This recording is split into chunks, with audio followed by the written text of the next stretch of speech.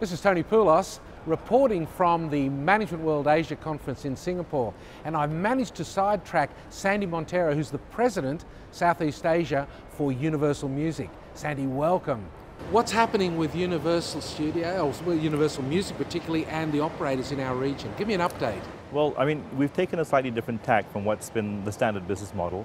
So if you talk about music with a telco in the past, it's always a ringtone, a ringback tone, or even a full track download, but on a per track basis with a telco. I think for Universal, we've kind of identified that as a slightly archaic and slow developing model.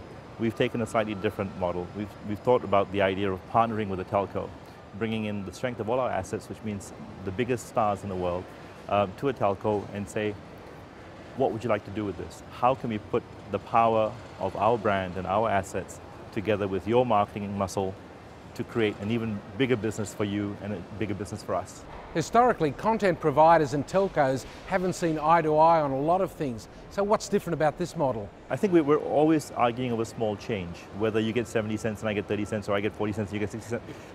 It's always arguing over these small details. I mean, it's time to stop arguing over cents and figure out, using our sense, how to put our brains together and utilize the power of our assets to generate a bigger brand, how to make a telco sexier, how to make it more attractive than its competitors, and how to ensure that the customer feels special and spends more on your platform using our assets. And that's basically the relationship we've been trying to cultivate. It's a bit of a paradigm shift with a lot of the telcos because they're still very, very used to selling a ringtone and selling whatever.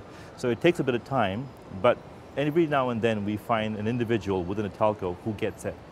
And then when they get it, it becomes infectious within the telco, and when the telco gets behind it, the results are phenomenal. Have you got examples of the model working already? Several. We've launched with 23 telcos around the world. One of the best examples in Asia has been the Singtel Amped platform. It's been a tremendous success. I think it's overreached the expectations of Singtel themselves.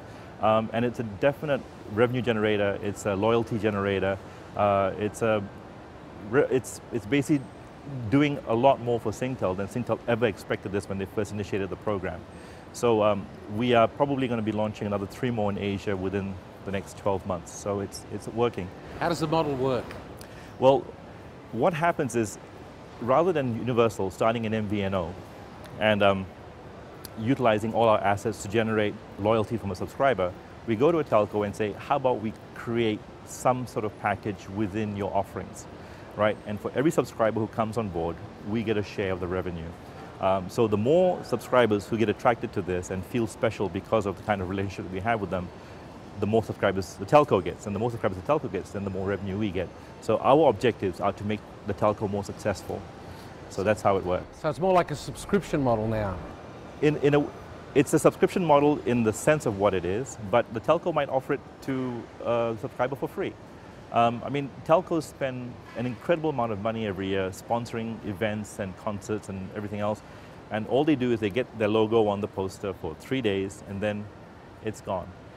I would say to a telco, why not take all the money that you spend on things like that and develop a program with us that allows us to utilize all our assets with you over a period of 10, 12 months, giving customers free services. It doesn't cost you anymore. The customer becomes loyal to you because they get all sorts of free benefits. And we benefit because we're getting paid for the use of our content. Everybody wins. How big is your content now? How many artists and songs have you got in that library? Well, we are almost 40% of all the music in the world. So the biggest names you can talk about now, Lady Gaga, Black Eyed Peas, Justin Bieber. I mean, talk about our established artists who are legends, Bon Jovi coming on world tour at the moment, U2. I mean, who else do you want? I mean, we've got pretty much a little bit of everything and a lot of most. Sandy, you're a hell of a name dropper, but it's been great meeting you. Thanks very much. Thank you.